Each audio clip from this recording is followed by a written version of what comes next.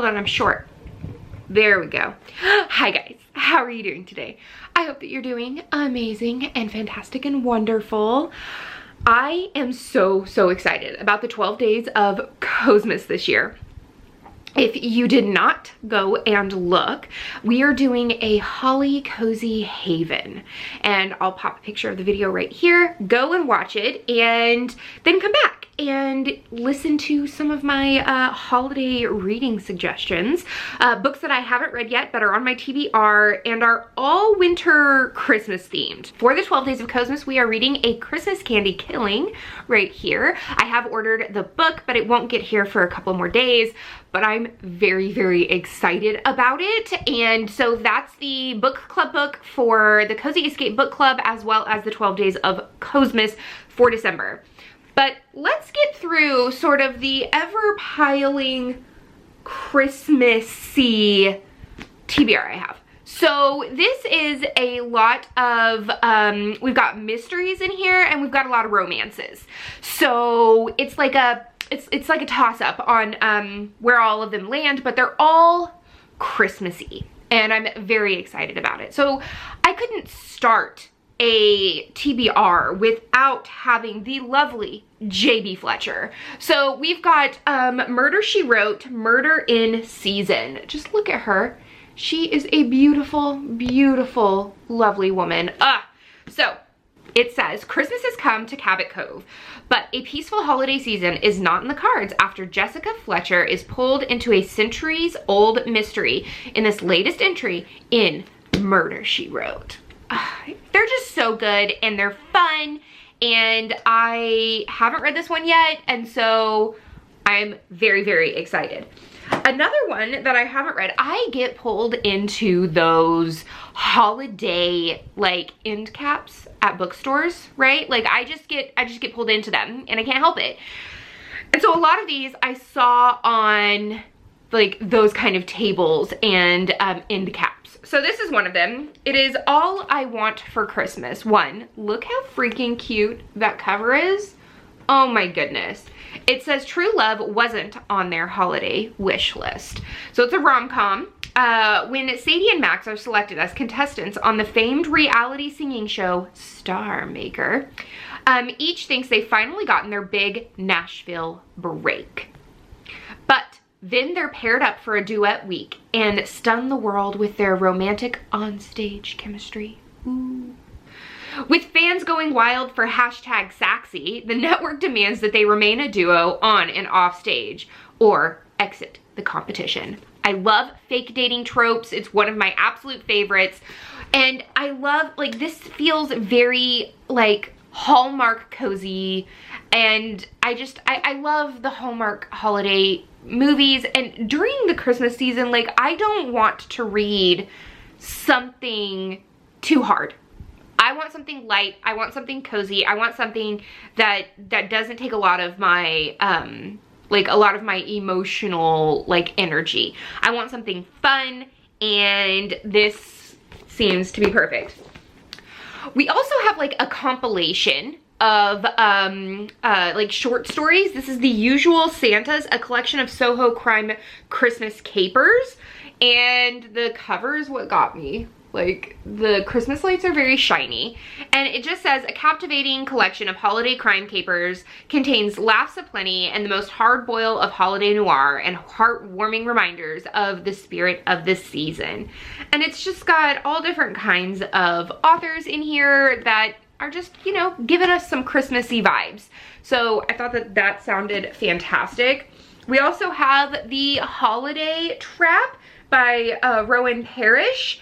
And again, this cover, I don't know what it is about these covers, but they have me. It's just so freaking cute. I love it. So it says from a cozy, it says cozy. From a cozy New England haven, Holly Cozy Haven. Guys, Greta Ruskoff loves her tight-knit family and tiny Maine hometown, but they can't seem to understand what it's like to be a lesbian living in such a small world. When an act of familial meddling goes way too far, she realizes just how desperately she needs space to figure out who she is. To the heart of New Orleans, Truman Belvedere's heart is crushed when he learns that his boyfriend has a secret life, including a husband and a daughter. Reeling, all he wants is a place to lick his wounds far, far away from Louisiana. Comes one holiday swap that'll change their lives. Enter a mutual friend with life-altering idea. Swap homes for the holiday. For one perfect month, Greta and Truman will have a chance to experience a whole new world and maybe fall in love with a partner of their dreams. But all holidays must come to an end, and eventually these two transplants will have to decide whether the love and found family they each discovered so far from home is worth fighting for. Found family, LGBTQ. I love this. This is gonna be fantastic. I also just can't wait to dive into it. Like, I love the idea of like a family swap. Do you guys remember that show that they used to like swap moms for a week? I don't know if I could never do that. I can never leave my kids. No. Okay, so the next one is something that I got at the end of the Christmas season last year, so I didn't get to read it, but it is the Christmas Murder Game. This Christmas is to die for. Let the game begin. This is by Alexandra Benedict, and I saw this everywhere last year, and I actually unwrapped it as a blind date with a book. So 12 clues, 12 keys, 12 days of Christmas. But how many will die before the 12th night? Guys, that's all I need to know, right? Like, that's all that I need to pick up on. So yes. We have another Christmassy cozy mystery, and it's called A Dark and Snowy Night. This is the Seaside Knitters Society Mystery Series by Sally Goldenbaum. Like, oh, look at that cute kitty. We've got snow in the background, and we've got that cozy socks. Winter in Sea Harbor is a feast for the senses. Crackling bonfires, the scent of snow in the salty air, carols ringing out on the village green. This year, the Seaside Knitters have a sack full of obligation in addition to their Christmas preparations. Izzy is so overloaded with knitting classes that she hires an extra salesperson. But the new addition has trouble fitting into the yarn shop's holiday spirit. Cass is juggling stresses of running her lobster fishery, has finally found a nanny for her active toddler. Molly Flanagan seems practically perfect in every way until suddenly she disappears, taking Cass's beloved rescue mutt with her. There's holiday festivities. It just looks fantastic. This is book 5 in the series, and love it. One of my recent hauls is Reasonable Adults by Robin Leffler, and this was sent to me kindly by Kensington, and it says, at a crossroads, both personally and professionally, a newly single 30-something market exec takes a chance on a too-good-to-be-true job in the snowy wilds of Canada, and on the path to self-discovery in this hilarious, relatable, and sharply written debut. So, not necessarily Christmas, but snow. So I had to add it in this. My two other books are books that I got from Book of the Month Club, and this first one was from 2021, December of 2021, and I still haven't read it. But it is The Holiday Swap. So it is another sort of like swapping kind of thing, which I like the idea of, by Maggie Knox. Again, these covers are just freaking awesome. The setup.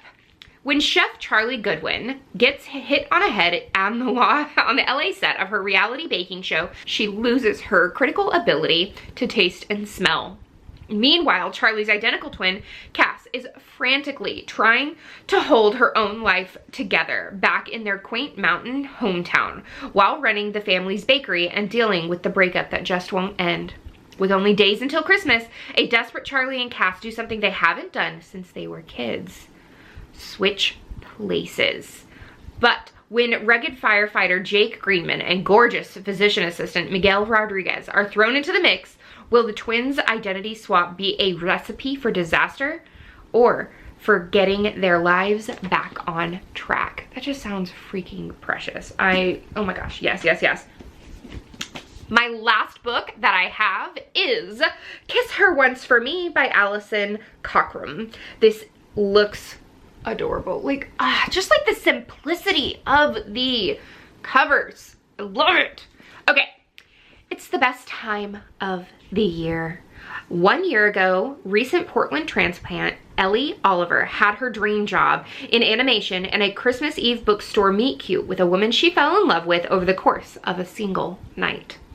But after the betrayal, the next morning, and the loss of her job soon after, she finds herself adrift, alone, and desperate for money.